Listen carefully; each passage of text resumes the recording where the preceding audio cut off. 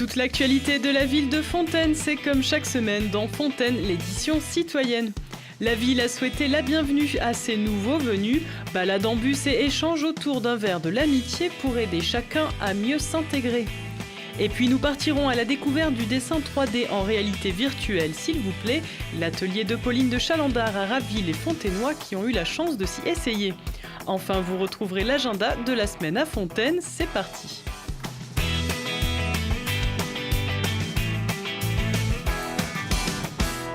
Qui se cache derrière. Fraîchement installés à Fontaine, parfois un peu perdus dans leur nouveau cadre, ces nouveaux habitants profitent d'une matinée qui leur est entièrement consacrée. Un moment convivial pour les aider à s'intégrer, c'est le cas d'Eliane et Cathy, mère et fille originaires de Champagne-Ardenne. Il y a une tasse avec une cuillère en céramique, un guide de Fontaine, un stylo. C'était important de venir ce matin ? Bah oui, pour découvrir la ville, de voir un peu l'histoire de la ville et les commerces, les transports en commun. Après un accueil solennel à l'hôtel de ville, la petite troupe de nouveaux venus monte à bord d'un bus spécialement affrété pour sillonner la ville. Au micro, monsieur le maire en personne, converti en guide touristique averti. Le message, d'abord, c'était un mot d'accueil, un mot de bienvenue, un mot chaleureux de la part du maire et de cette équipe municipale que je conduis, mais également de nos services. C'est aussi le moment d'échanger et de leur dire, voilà, vous êtes chez vous, emparez-vous des institutions, emparez-vous de notre démocratie participative, emparez-vous de tout ce qui fait la richesse de la ville de Fontaine, participez à la vie locale, c'est vous qui ferez le Fontaine de demain, vous participerez aussi au Fontaine de demain, voilà, vous êtes chez vous. La balade en bus, vous en avez pensé quoi ?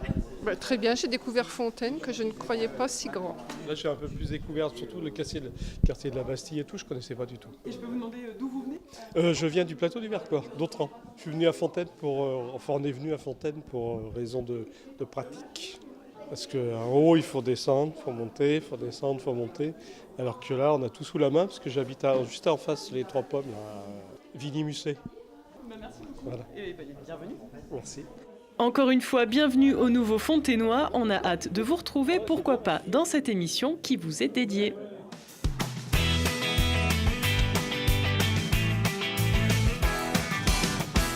Je vous donne le crayon et la palette, vous les voyez dans votre vision ? Qui n'a jamais rêvé, enfant, de s'immerger dans l'un de ses dessins, de plonger dans son propre monde, un rêve rendu possible dans l'atelier à main levée de l'artiste plasticienne Pauline de Chalandard. Un casque de réalité virtuelle sur la tête, 2 manettes pour la palette et vos pinceaux, vous êtes prêts à démarrer votre œuvre.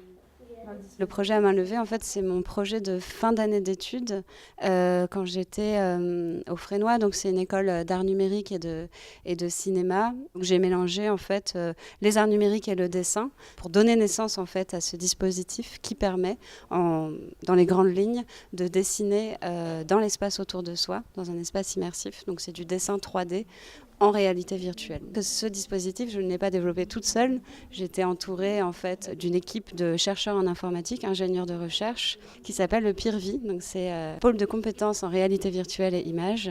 Et cette équipe du coup apporte les compétences techniques pour développer cet outil, qui s'enrichit du coup au fil des expérimentations avec des enfants, des adultes, un groupe d'autistes, des personnes âgées, etc.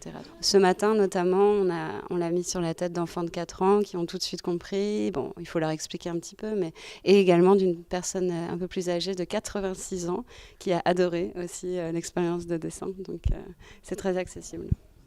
Très accessible, en effet, pas dessinatrice pour un sou, j'ai pu tester, rêver et valider. C'est génial. Ce projet Art Science, repéré et sponsorisé par l'Hexagone de Mélan, a été présenté à l'espace Trois Pommes en partenariat avec la municipalité fontainoise tout aussi conquise. Il s'agit d'un projet piloté donc par notre service enfance, mais qui va bien au-delà pour les habitants de Fontaine. C'est le fruit d'une collaboration qui est déjà ancienne entre notre service enfance et l'Hexagone de Mélan sur des questions de partage culturel pour nos enfants. J'aime beaucoup la définition de ce projet parce qu'il mêle les arts et les sciences. 2 ouvertures culturelles majeures, notamment pour les enfants. Ça a l'attrait de la nouveauté, du dessin, et ça fait aussi comprendre des choses en matière de sciences et de technologie. Donc un très beau projet. Donc là, je te donne ton On a rencontré donc l'artiste Pauline de Chalandard lors du salon Experimenta 2017. Et suite au succès du projet qu'elle a présenté, on a proposé donc à Pauline de partir en tournée sur le territoire de la métropole. Ce qui était intéressant, c'est que c'est un projet très collaboratif, où le principe, c'est qu'à chaque fois, 2 personnes sont équipées du casque de réalité virtuelle et dessinent ensemble en fait dans le même espace virtuel. Pouvoir avoir la chance d'essayer un casque de réalité virtuelle, mais qui fait aussi partie d'un projet artistique, c'est vraiment l'opportunité qu'on a voulu donner à la fois aux habitants, aux jeunes, aux centres de loisirs, de pouvoir avoir accès à ça. Ces ateliers à main levée poursuivent leur tournée dans la métropole grenobloise, prélude au projet artistique Mirage, une exposition en immersion virtuelle que l'artiste présentera lors du prochain salon Experimenta du 8 au 10 février 2018 à Grenoble.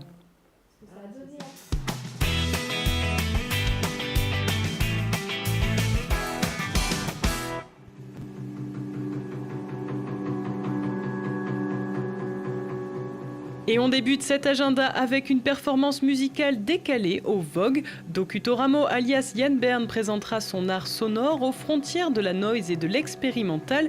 Influencé par ses voyages à Kyoto, le musicien bruitiste sera accompagné de l'artiste Kanako qui réalisera un décor éphémère à base de calligraphie japonaise. Rendez-vous jeudi 2 novembre à 19h30 pour vous plonger dans cette drôle d'ambiance. Du 31 octobre au 17 novembre, l'hôtel de ville de Fontaine accueille dans son hall d'entrée l'exposition Projet Vénus. Elle interpelle les femmes de manière sensible par l'expression artistique pour sensibiliser au dépistage du cancer du sein.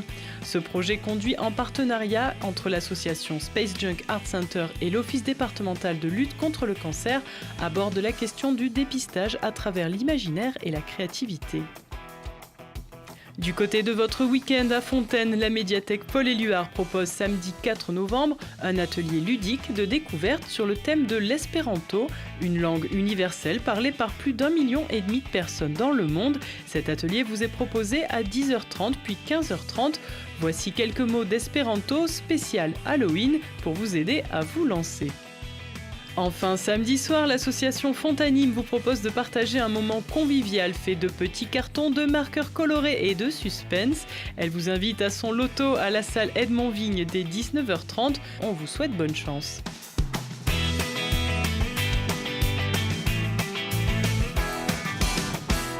Et on se quitte avec la photo de la semaine. 35 élus, filles et garçons du CM1 à la 6e vont être nommés au sein du conseil municipal Jeunes, nouvelle instance de démocratie participative fontainoise. Le conseil municipal Jeunes permet à ses apprentis élus de s'investir dans la vie de la commune. Bonne chance à eux et à la semaine prochaine.